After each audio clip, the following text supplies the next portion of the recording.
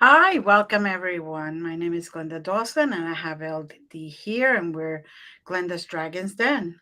Uh, you are seeing us on the Conscious Awakening Network on Roku TV, Apple TV, Amazon Fire TV, and we also streaming on YouTube and many other streaming platforms. We want to take this moment to say thank you for following us, for being here week after week, and just being here present to show support to all of our guests. And tonight, we have a wonderful, wonderful person, soul, who Oh, has. you're gonna make me blush again. Not you. Oh, Not you. Not you. I should have known. Yeah, not even. And she is wonderful. She. Yeah, that would be my clue. Yeah, that would have been your clue. And she will tell us all about herself. Emily, welcome. Thank you so much for having me. I'll give you guys jazz hands one more time. I'm really excited to be here with you. Thank you for having me. Thank I you for feel, being had.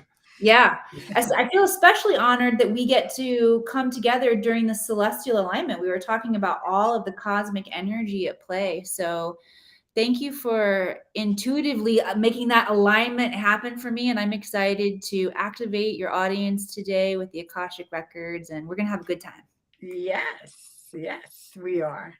So, tell us about yourself. How you got to where you are. Well, I am Emily Harrison, founder director of the Akashic Academy, and I've lived many lives in this lifetime before I got to founder director of the Akashic Academy, which is a modern day mystery school. So I'll share with you all a little bit more about my journey. And I also want to invite those of you listening. I'm hearing, this is not me telling you that I'm crazy. This is usually how I indicate, oh, I hear messages from spirit coming in right now. What I hear indicating right now from my guides is that many of you who are tuning in and listening, you're also wisdom keepers. You hold a very special lineage and legacy to bring back to the planet. And many of us are born into everyman kind of circumstances. Glenda and I got to chat with LD2 a little before the show, and Glenda was sharing with me that she feels mostly awake. Like when she came into this life, she was very awake. That is not the case for me. And I know that a lot of Glenda, you were like a predecessor that cleared the way for those of us who are coming in the next wave. And what I find is so many of us are not coming in turned on, and we have to go through the process of remembering how to wake up in real time. Mhm. So I just invite you to notice how your body responds to my story and allow that to be an activation or a transmission to where you maybe feel like, oh, yeah, I can resonate. Oh, maybe I can do this too. Oh, anytime you have those moments, that's really something shifting and turning on within your DNA. So I promise this is going to be the abridged version, but I am going to start from the very beginning of where I was. I was born in a small town in Missouri, right on the Mississippi River, about 3,000 people. And okay, so I think we're all born with psychic senses. Were they necessarily turned on? Yeah, maybe they were on a little bit when I was a little kid, but I shut them off reasonably quickly because it's not cool to have things that are really different about you. And I remember being probably in the 6th grade at the bus stop with my friend Lisa Niemeyer. And I get the courage one day to tell Lisa, hey, I think I can make the leaves over there in the tree move. Telekinesis, right? I'm like, watch this. And she basically told me what an idiot I was, that was just the wind blowing. And so any skill that I had was definitely shut off at that point. I gave up psychic skills for being a good girl and going to church with my mom. And my mom was a Sunday school teacher. So we were all up in church Sunday morning, Sunday night. I was going to church camp, witnessing to my friends, and I'm a Gemini. So at nighttime, I was also sneaking out of my house and hanging out with the boys and drinking in my small town. So growing up in this environment was maybe like what a lot of you have experienced. There was a lot of doctrine in my life that my soul didn't necessarily align with, but I didn't have a lot of other choices to explore spirituality. And I went through school, grade school, high school, graduated. I went to college at University of Missouri, Columbia, and it was like every step along the way of my life, I was falling more and more into line in the box, what society said I was supposed to do. And the more depressed I was getting, the more rebellious I felt, the more I just didn't really like my life. I was not enjoying my experience. And I remember driving home from college one afternoon. I lived off campus and I had my first, what I wouldn't have called it a download then, but I would call it a download now, where there was this information, this intelligence that I realized with my body, with like Mhm. every cell inside of my body. I had always heard that, life is yours. You can do whatever you want to with it. But yet I wasn't doing what I wanted to with it. I was still taking the steps to fall into line like I felt like I should be. And at this stoplight, zoning out a little bit, the realization of if you want to do something different, Emily, do it. Like now's the time. And Glenda, this is really interesting because I wasn't necessarily an actress in my like I was the Christmas angel in the snow play or the school play. That's all. I actually lost out on the role of Bunny Sue, so I didn't really Oh, feel like this was my thing, acting, right? But at that moment in the stoplight, all of a sudden my life made sense. I'm like, I'm quitting school and going to Hollywood. I'm going to be an actress. And that's what I did. I pulled the plug on life there in small town Missouri, and I went to Los Angeles, where how many of you out there have read The Alchemist, by the way? Type in Alchemist in the comments if you read this book. So, one of the themes inside of The Alchemist is beginner's luck. I definitely had beginner's luck. And it's kind of a way that you know that you're on the right path is you have some beginner's luck along the way, right? mhm. So I had beginner's luck and then it started tanking right away. And yeah, Bitha says she's read The Alchemist. That's Yes. awesome. So what I noticed was I would get scripts to go in for auditions. And I was really good in my head. Like when I was practicing just by myself and reading my lines, man, I'm like, there's no way I'm not getting this job. Of Right. course, I'm going to be the best that they see. And then I would go in the room and I would absolutely suck. Like I would get nervous. My voice didn't even sound like my own voice. And so, even at that young age of 19, I realized, man, I got to do something quickly to get better here. And so, what I did was I began to cultivate my subtle energy body. I Mhm. began to do things that allowed me to have more control over my own subtle energy.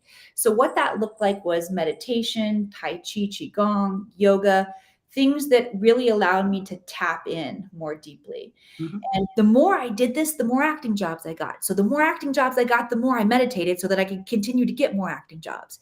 And anybody out there who has found a devotion to meditation for whatever reason, you know that when you begin to turn your awareness inward and expand the consciousness, you're going to hit a point where that magic is going to have a life of its own. Mhm.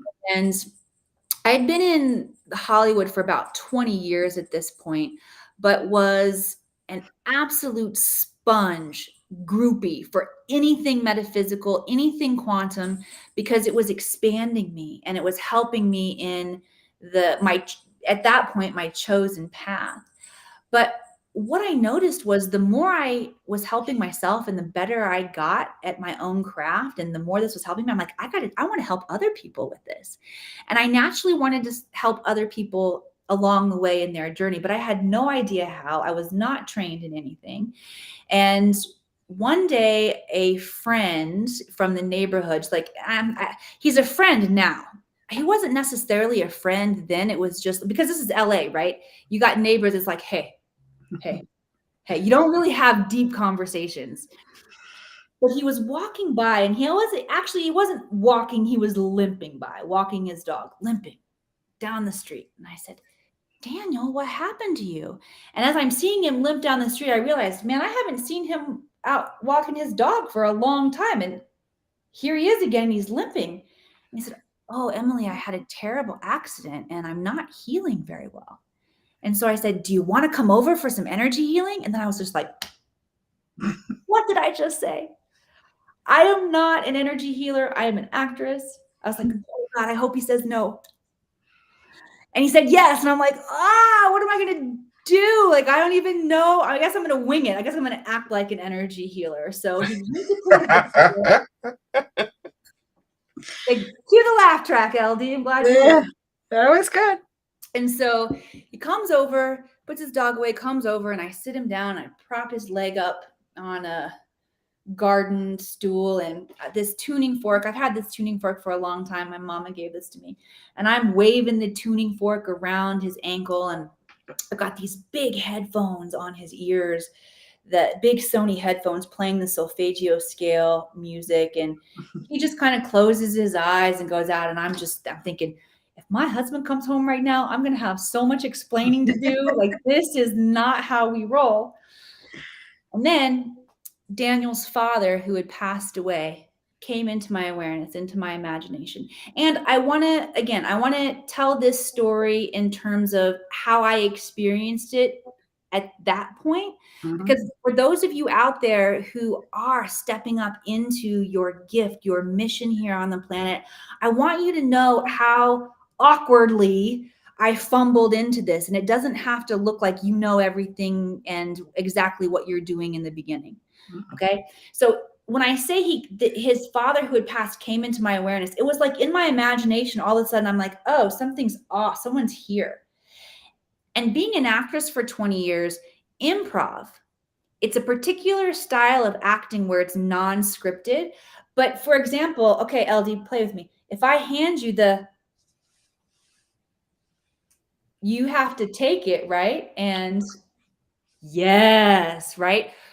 We have to play along. You can't play stupid like, oh, I don't know what's happening here. Right. So there's a play back and forth with the imagination. I know I gave him a rotten one. Sorry about the rotten apple, LD. Just wanted to make sure you were, playing the right scene with me. So into my imagination comes his father who had passed. And I'd seen enough episodes of Long Island Medium. Like, I guess I'm supposed to talk to him. And the talking sort of felt like that improv game that LD and I just played, where I'm asking a question and then I'm imagining that I'm hearing the answer back. And I'm just going with whatever's coming into my imagination. I'm not judging it. But I was a rookie. So the first question I ask is, what is your name? And names can be challenging to get. So, and here's the other lesson I learned from Spirit that day was that it's not always a clear answer back and forth. Spirit or beings who have passed will talk to you in your frame of reference. So when I asked, what's your name? He answered Bob, Bob, Bob, but not Bob, but a J name. I'm like, well, that's clear. Thanks, Bob, but not Bob, but a J name. But my father-in-law's name was Bob, so I had a familiarity with that name. And it was my clairvoyance. I saw big bubble letters in my mind, B-O-B. But then there was like an X through it, but not Bob, but a J name. So again, just sharing from what it felt like in that perspective. So any of you who are having some of these moments that might not feel as smooth, like when Glenda talks about her experiences and, as you hear more seasoned healers and teachers talk about their experiences, it can seem really smooth. It wasn't smooth going along the way. So it's not always smooth, period, even for the someone like me. It's not always smooth. Yeah, so we have to do a lot of decoding sometimes.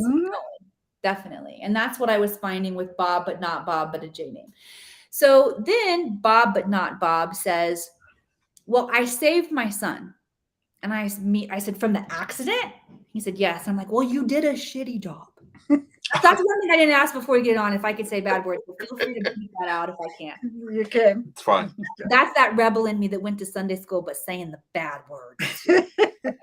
So I said, you did a shitty job. His ankle is shattered and he's not healing properly. Okay, Bob, you saved him. Okay. And then the last thing Bob, but not Bob, showed me was, again, in my clairvoyance, two hands coming together. And then The meditation was over. Daniel took the headphones off. I was finishing my conversation with Bob, noticing Daniel was done, like, you feel better? Great. Bye. Bringing him off home. And I go inside and I'm washing my hands, and it's just like this gnawing. Hey, let him know I was here. Let him know I was here. So I reached back out and I said, all right, Daniel, I am not a medium. You know I'm an actress, not a medium. But I do feel like your dad came through in that meditation, and I feel like he shared some things. So if you're open to it, I'll share with you what he told me. And of course, Daniel was right back over at my house, and we sat down to have the conversation. I said, all right, what was your dad's name? And he said, my dad's name was Alan. And I'm like, oh, well, I got that wrong, because he told me Bob, but not Bob, but a J name, but a short name, like Bob, but a J name. And Daniel's face went white, and he said, my dad's name was Alan J. Jay. He went by his middle name. And then my jaw dropped a little bit too, because I didn't know that I was so good at this. I'm like, whoa, that really happened. Okay. And then I said, well, he also wants you to know that he saved you in the accident. I told him that he didn't do a very good job, but he's insisting. And Daniel said, well, Emily, here's what happened. I had been experiencing vertigo, and I was on the second story of a jewelry store in California, and I started feeling the dizziness, and I didn't want to fall and crash in the middle of the jewelry store. So I stepped outside to get some air, and I collapsed on the balcony. And when the paramedics found me, they said 2 more inches and you would have fallen down 2 flights of concrete stairs. Maybe not even be alive, probably paralyzed. And again, we were both like, whoa, okay, so Bob did save him. And then I shared the last image that I saw of 2 hands coming together. And at this point, Daniel started to cry. And he told me that he and his dad had been estranged for many decades, but had reconciled in the last years of his life. And that he was actually holding his dad's hand when his dad passed. And that made me start crying too. And at this point, there was no doubt in my mind that once we train ourselves to open up our extrasensory perception, there's so much more that humans can tap into. And that was the moment that my timeline shifted. I knew, Glenda, that there was no story I could tell, no way to inspire people more than telling the story of human potential. And Hollywood was done for me. At that point, I knew that I wanted to help people expand their life, heal their life. And I didn't exactly know what modality it was, but I literally ran inside from that conversation, and I dug through my acting portfolio. I had just been at an audition a couple days before, and I picked up a Conscious Life magazine when I was in the city. And I'm flipping through this thing like mad, and I'm like, Reiki, no. Yoga, no. Akashic Records, that's it. Because I had an interest in everything. And I felt like the records, holding all information forward and backward through time, would be the way that I could not only train myself and remember knowledge that my soul had indoctrinated in for many, many lifetimes, but I could help other people remember as well. And so I went through the Akashic Record training, 3 levels of training. And as soon as I finished that mentorship, that program, I knew that while I turned out to be really good at reading the Akashic Records, I didn't want to read records for people. I can, and we can play with that a little bit later today, but my real mission is teaching people. And I went back to my Bible thumping growing up years, where Jesus said, give a man a fish, feed him for a day, teach a man to fish, and feed him for a lifetime. And I felt really connected to this. All of a sudden, the mission was as clear to me that day as it was in the previous timeline when I decided, oh, I'm packing up Missouri and moving to Hollywood. No, it is, I am here to return the technology of the Akashic Records to this planet so that we can heal our karma, tap into our unique genius, because everybody has something unique to contribute here on the planet, and learn to innovate, because as we bring the new world into existence, we need new paradigms for relationships, for money, for currency, for education. I mean, literally everything, our medical system, everything needs a massive makeover, and it's up to us to do it. We're not, it's not okay for us to sit around and wait for the quote leaders. We are the leaders, and the leader means I go first. Mm-hmm. Very true. So after graduating from my own training, I started the Akashic Academy, the mystery school, where I have been training visionaries and thought leaders how to leave the world of ordinary thought and tap into superconscious intelligence. So for those of you who are learning about the Akashic records or maybe hearing about it for the first time here tonight, let me just get us all on the same page. The records hold all information forward and backward through time, so past, present, all potential futures, from a neutral perspective, meaning a perspective of unconditional love and zero judgment. And every human on the planet has the ability to read the records. The key to being able to read your records, couple simple things that you need to know. For the sake of tonight's broadcast, here's what you need to know. You've got to be a vibrational match, because that's how the energy is transferred. It's transferred through our imagination and our psychic senses, but we have to be a vibrational frequency match to that state of unconditional love and zero judgment to receive the intelligence. And then the other important thing to know is that the records work by invitation only, which doesn't mean only certain people are invited into their records. What that means is that we must invite forward the intelligence that we're looking for. So we must ask questions. The records will only give you information that you are ready to receive. How do they know what you're ready to receive? Well, you ask the question. You are able to put together the thought and invite forward the intelligence. And so the reason that we all want to get good at using the Akashic records is, one, humans have the ability to self-heal. It's within our DNA to do so. And we have shut ourselves off from this, but not everybody. As a collective, though, we've closed down this potentiality, and it's time to open it back up for ourselves. The other big reason that I want to encourage you all to tap into the records is that we are playing a severely dumbed down game of humanity right now. The human genome is one of the most spectacular, powerful, creative genomes of technology in the entire galaxy, and we have forgotten this. And so it's time for us to wake up to the truth of who we are, so that we have access to all of our creativity as we innovate and call forward the new earth here on Mother Earth. Mm-hmm. Very true. So the tease I was running for this on several of our profiles and pages, there was a comedian who used to start off, every record ever recorded since recording began, Lithuanian language records. That's who you remember it now, right? But that's how I teased it, because, you know, in the brief moment of what this was, it's about every record ever recorded since recording began. So thank you. Yes.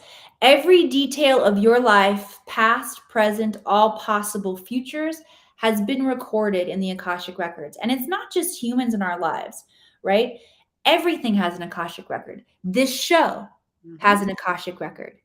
Crystals, animals, locations, intergalactic, celestial bodies, like everything has an Akashic record. And how exciting is it that this intelligence, this technology is returning to the planet, and we get this opportunity to explore and remember our connection with this incredible library of intelligence. And evolve with it.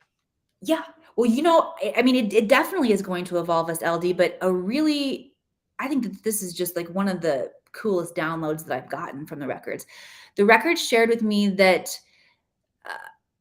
access to the Akashic records will level hierarchy on the planet. And I said, all right, what do you mean by that? And okay, well, I am going to use the T word, but I'm not going to really talk about politics here, I promise. Okay. I was watching on Netflix the documentary Hack. And when Donald Trump was running for president, his campaign paid so much money to Cambridge Analytics, this is a data collection company, that it actually shifted the global ranking of resources here on our planet from gold and oil being the most valuable to data being the most valuable.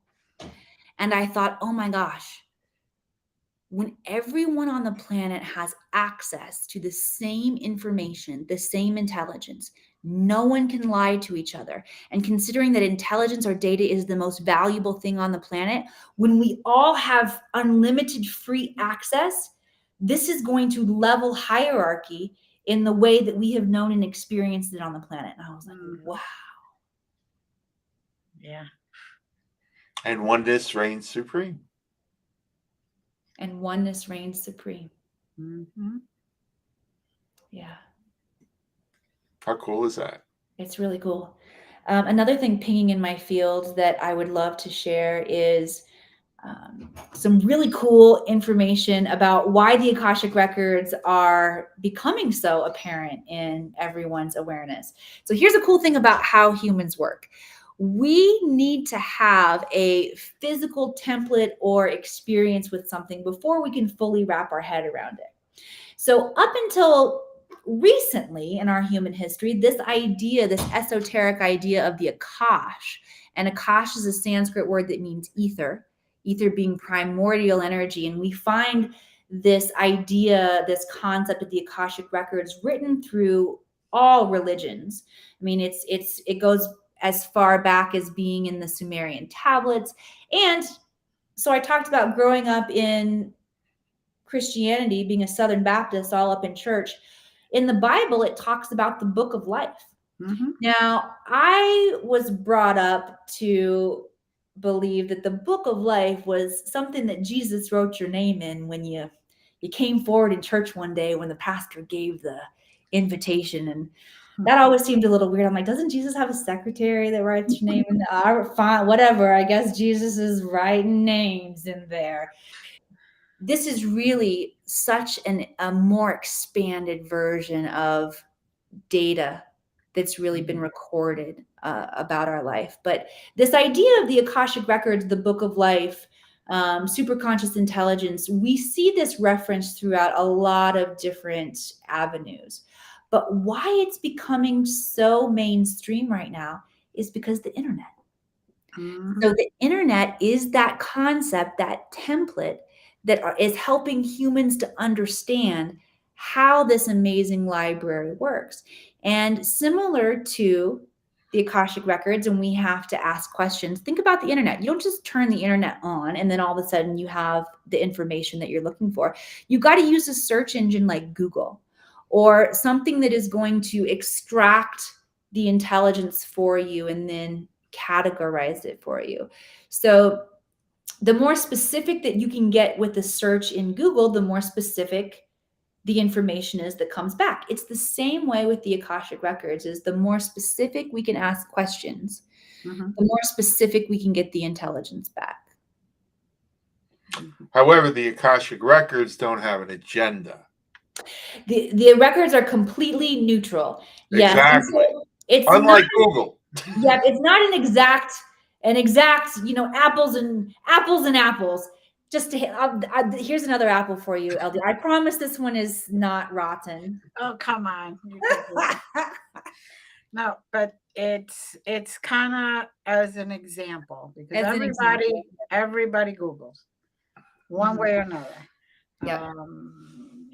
Whether it's the 84-year-old who has finally learned how to put in the information and get whatever he's looking for, to young kids, 3-year-olds, they all know how to do it. So it's important to have an example so they could have as a reference. Yeah. Right. Are there any questions? Are any questions pinging in your all's mind? Any questions out there in the audience about the records or how they work? Right now nobody's willing to put up I think they're just watching. And yeah, it's very interesting. What pings in my mind is what happens when the hierarchy is level. Ooh, good question. Well, okay, the first thing that I'm getting is oneness reigns supreme, like you already said. Let me tap in and see what else comes through. Okay.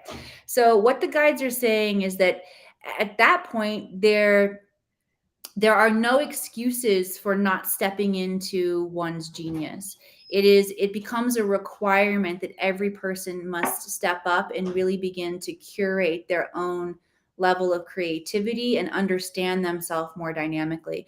But the hierarchy as it's in place now creates the opportunity for some people just to tap out. Right. For some people to become imprisoned to their old thought Got it. processes and not have to do the work.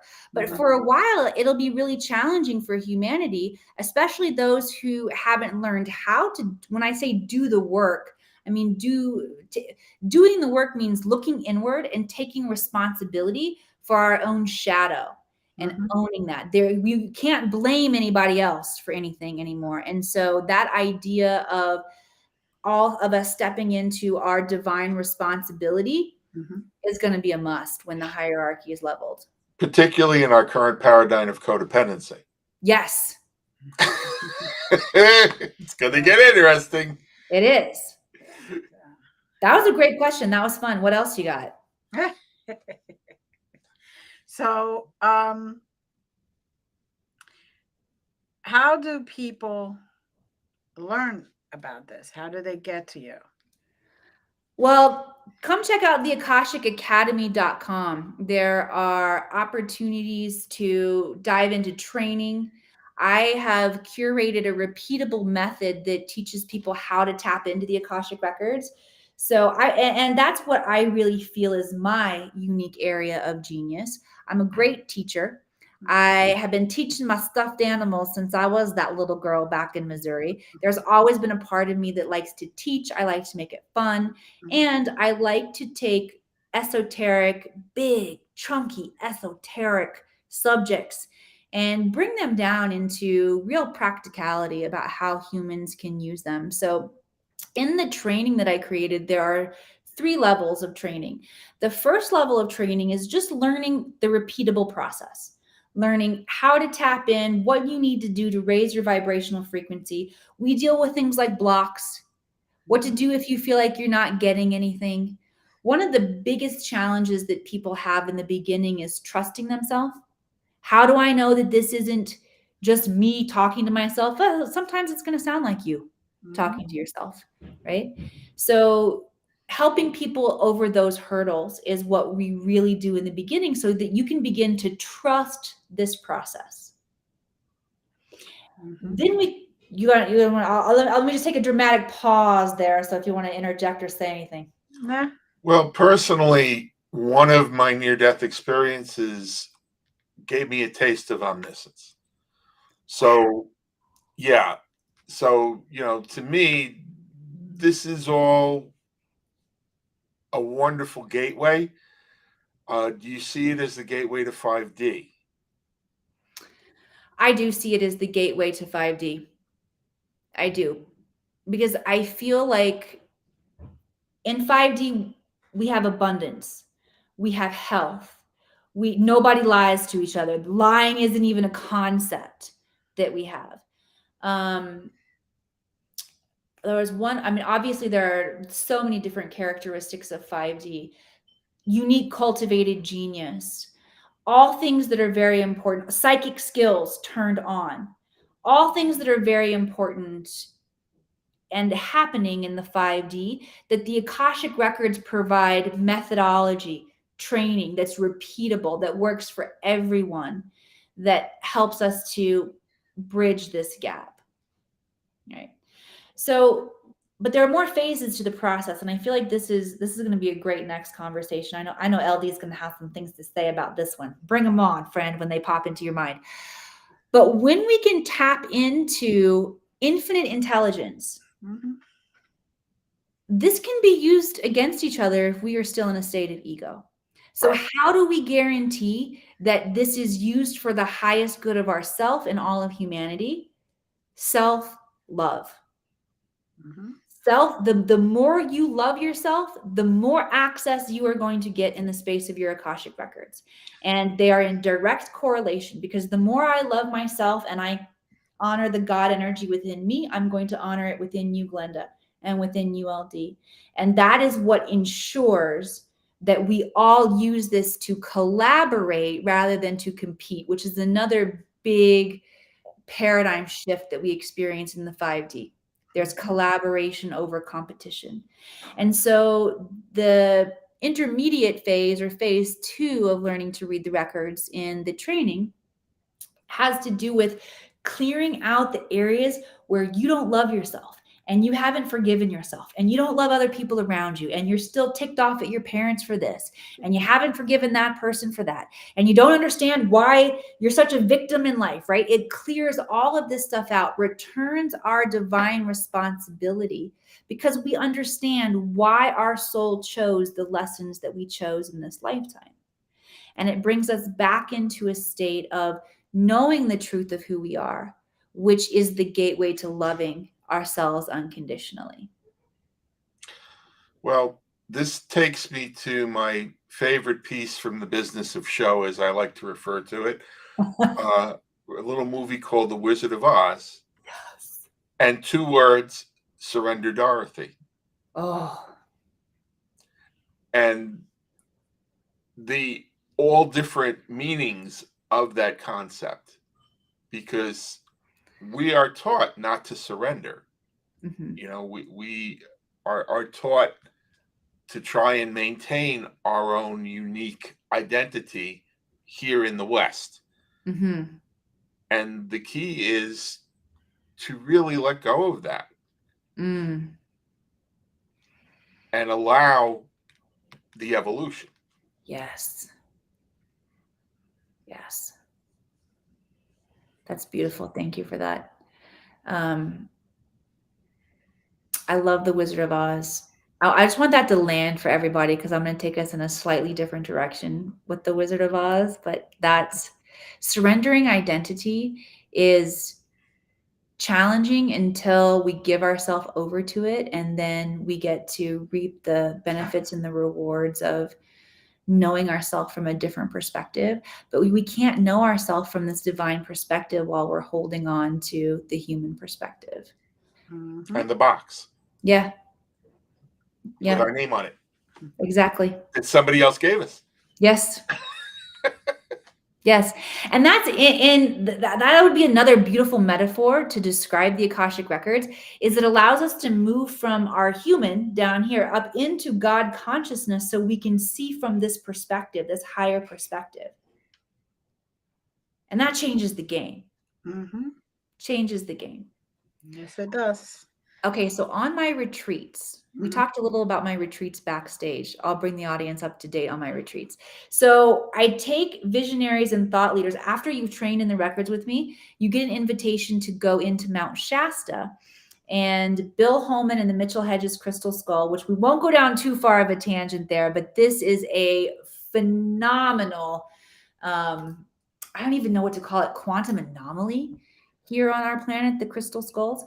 But this experience into Mount Shasta is where we activate into our mission, and we call in extraterrestrials, which I've had ET contact on every single one of my events. We have there are photographs that we take on the mountain in the vortexes with the craziest light codes and fairies and things coming in. So if you're looking for a visceral interaction with ascended masters, with interdimensional beings, Mount Shasta is definitely a place where it can happen for you. But on my retreats, on movie night, what movie do you think I show, LD?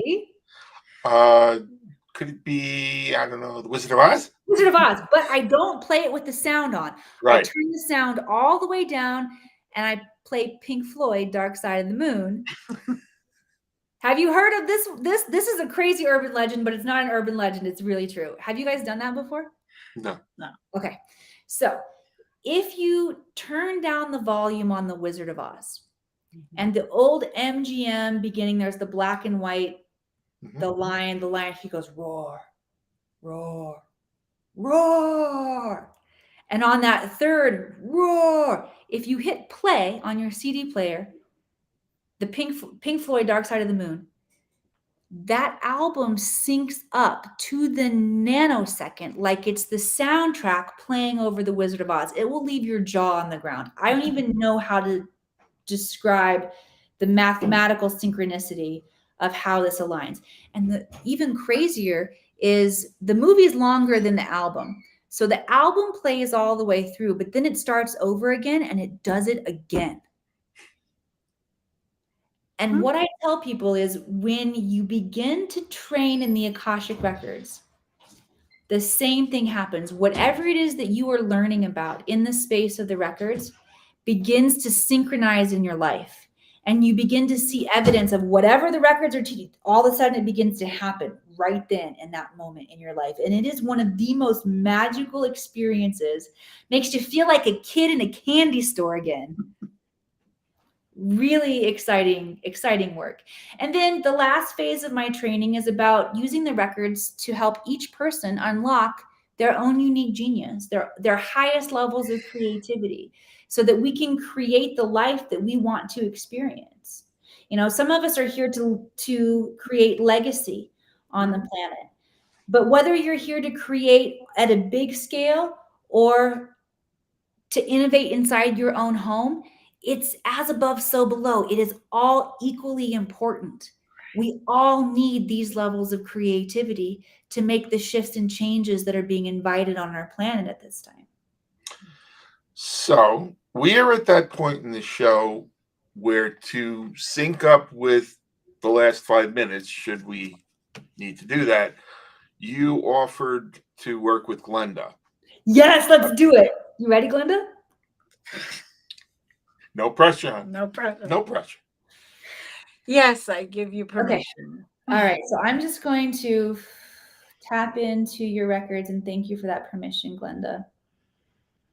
And you know how it works. You want to ask questions to bring forward the intelligence. So whenever you're ready, fire away.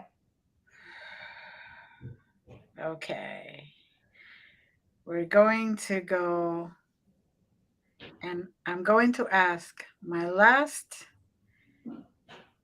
last time that I had a near-death experience. Mm-hmm. I was told two things. I could only remember one. So I would like to have access to that second one. Okay.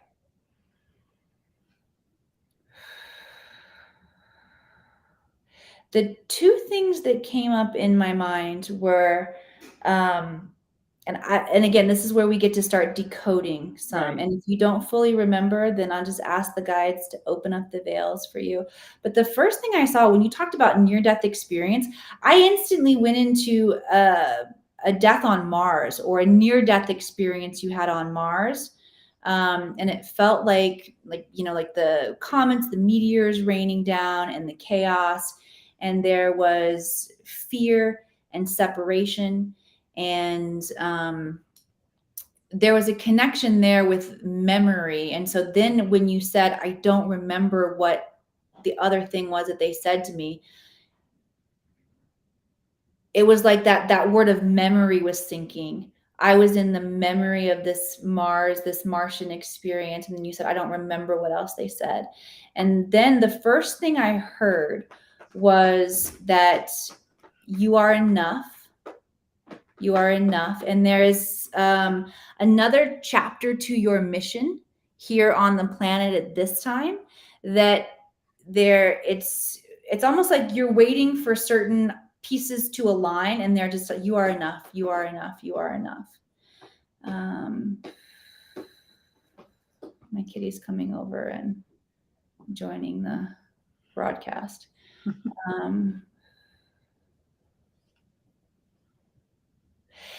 There's a healing modality within you too that doesn't exist here on the planet yet at this time, that you're being invited to call forward. Why are you giggling like that? Because that's the part I remembered. Oh, that's the part you remembered, was the healing modality part? The healing modality is something that I have always known. Mm-hmm. But it doesn't exist there. Yeah. Yeah. So Well, it's time, is what they're saying now. They're like, yep, it's time. It's time. It's time. okay. Okay.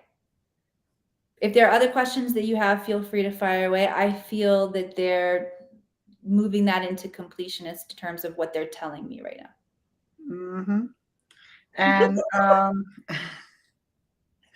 they're yeah, they're funny. Let's see. I told you he was joining the show. This is Apollo, everybody. Hi, Apollo. Oh, okay. I speak to animals, so You? So he doesn't always join the show like this. yeah. I'm curious. Can I ask you what's he saying? He wants to be fed more. Okay.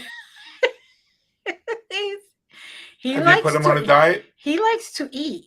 Yeah. Well, he does like to eat, and I feed him twice a day, dry and wet food. And he's a little cat. It seems like enough, but sometimes he meows at me for more, and I feed him more, and that feels very resonant to me. Yeah, yeah. Okay. He wants more of the wet food. Okay. Yeah.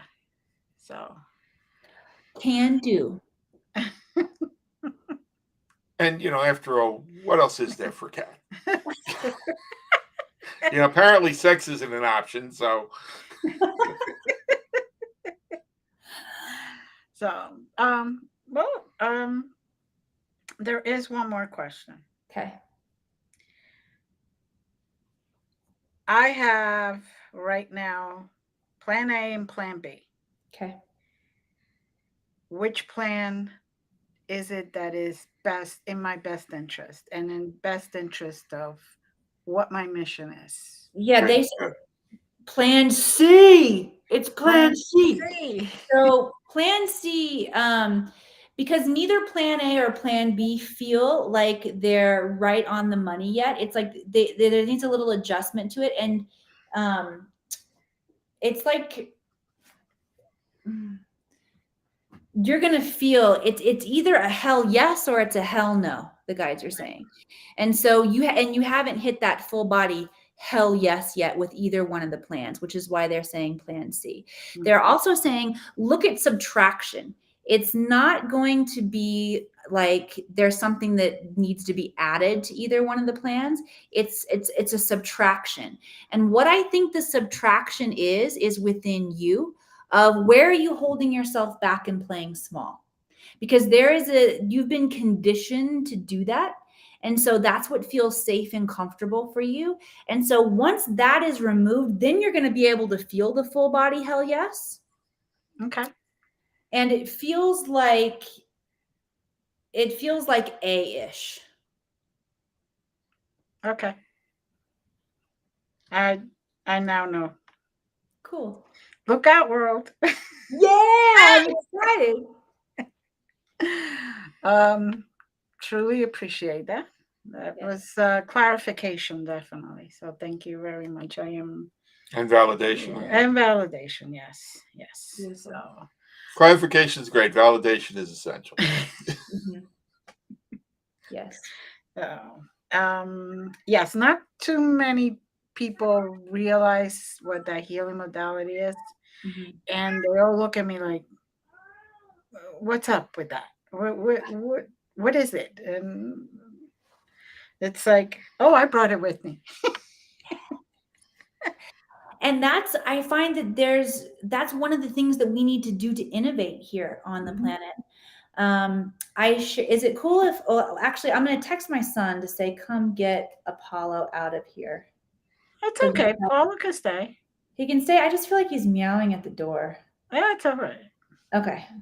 Yeah. Well, you told him he's going to get more food. He wants it now, No, he did. I'm like, oh, that's exactly what he wants. I can't teach you for 10 more minutes, buddy, because we're still live on the air. This is learning one of those teenagers. Kids, feed the cats while mom's on the show. Okay, so back to the idea of creating medicine. Mm-hmm. I'll share with you all that in my Hollywood days, I shared with you, I was meditating and I'd get more jobs, and then I'd meditate more and I'd get more jobs. And there was a point along the way in my career where I was offered a job that I didn't really want to take, but I took it. And it wasn't porn. It was a soap opera. Even it was worse than porn. It was a soap opera. And It was felt snake oil.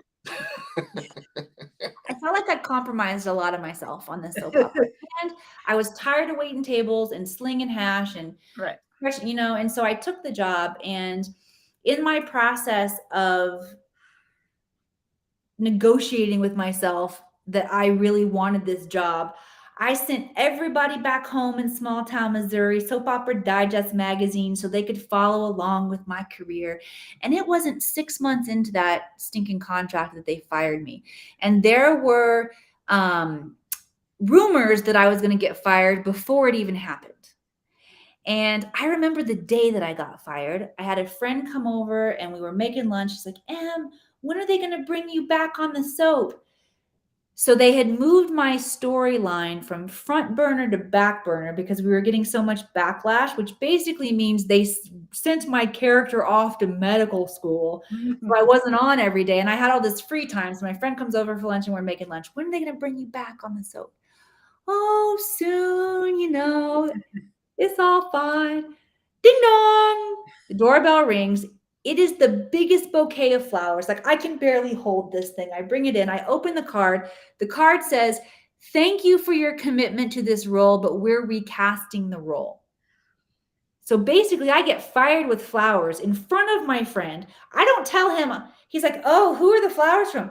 "Oh, it's from the producers of the show. It says they're going to bring me back really soon, just like we said." And I held it together until he walked out the door. And the second he closed the screen door behind him, 26-year-old Emily collapsed on my apartment floor there in Hollywood and just sobbed. Mm-hmm. Because I didn't know how to handle that humiliation and that failure. And what my record showed me was at that point in time, I created a success ceiling on my life. And in order for my business now to take off, I had to remove that success ceiling. So once my guide showed me where it was, I said, all right, how do I remove it? And they gave me a totally made up protocol that I had never heard of before, but it worked. And this is what they showed me. They first brought into my awareness knowledge from the Chinese medicine philosophy that the organs, the soft tissue of the body, stores somatic memory.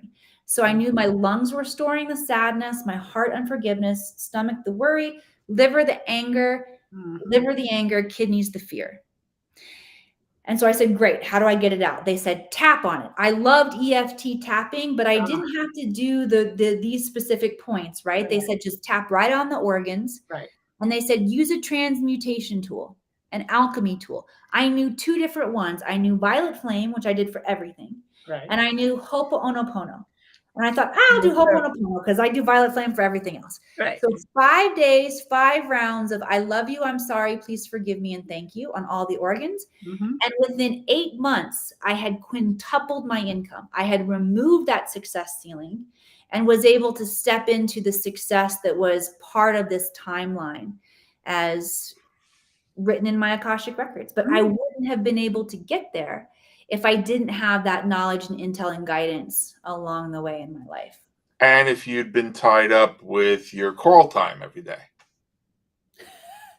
My what time? Your call time to be on set. To be on set. Oh, my call time. Your call time, yes. Call time. Your call time, okay? I didn't understand your accent, friend. Yeah, and being caught in that timeline would have been disastrous to this mission here today. Yes. Yeah. Definitely. And that's what people don't get. You see, everything is opportunity. Yes. So we have about 5 minutes left. Okay. We want to arm wrestle? I'm sorry? You want to arm wrestle? I'm not allowed anymore. Okay. Not in 3D.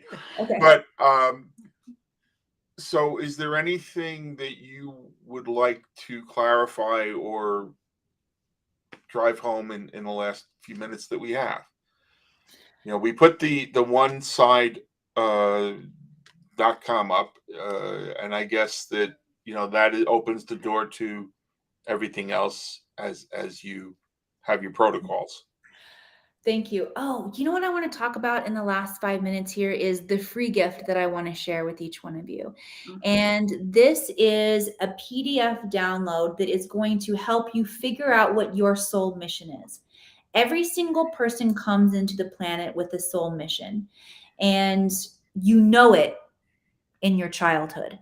But so many of us forget it, and it doesn't necessarily look like a direct connection. So, for example, for me, I shared with you, I used to teach my stuffed bunnies and stuffed animals and Raggedy Ann and Andy. The teacher in me, that was part of my mission presenting itself. I also wanted to be an astronaut. I also did puppet shows behind my grand piano with sock puppets that I made up. So it's like this idea of all of these different aspects of entertaining and writing. I would play like I had my own business, and I would take orders on the phone, and then I'd run to the back and make whatever painting they were and bring it back, right? So I promise you, you do know within you what your soul mission is. Nobody else can tell you, but you do know, and you have it within you. Now, because not all of us can instantly tap back into our childhood, although start thinking about it and you're going to start getting some pings rolling through before you even hit this button to download. When you download this soul mapping worksheet, I am going to ask you incredibly practical questions that look like, where are you now? Where do you want to be in life? You know how you can get certain bath salts and stones and things that are infused with Reiki energy? This is infused with your Akashic record energy. And as you begin to identify where you are now and where you want to be in life, that timeline is going to begin to consecrate for you. You are going to be, in essence, calling that possibility forward from your Akashic records. In addition to this, now, once you get on your highest timeline, you must be in your genius creativity. We talked about that because your highest timeline is 5D. Hierarchy has fallen, and you are required to be all of who you are. And so there are two very simple questions. I'm not even going to tell you what the questions are. You have to download the worksheet. Good for you. There are two really important but simple questions that will reveal to you what your soul mission is. And it might not be a direct revelation of, oh, okay, but these will begin to call forward in your mind ideas that as you weave together these two ideas, your unique purpose of what you're here to do on the planet will become apparent to you. Very good. And any additional assistance is available through the website and direct link with you. Yeah, 100%. If you have a specific question or a specific need, feel free to email me. The contact information is there on the Akashic Academy website as well. And follow along on social media. I have a really strong presence on Facebook and YouTube are probably where I have the biggest audiences, but you can find me on LinkedIn and Instagram as well. And I broadcast a live show. It's actually why I look good on Wednesdays. It was on a Wednesday, because if it wasn't on a Wednesday, I wouldn't look nearly as good. I do a live show every Wednesday. And so you can come on and get activations from your Akashic records on that live show. Consider this your engraved invitation. Be my special guest. There you go. Well, thank you so much for sharing so much of yourself and the opportunities that you can activate with us and our audience. Yes. Thank you, everyone. Thank you, Emily.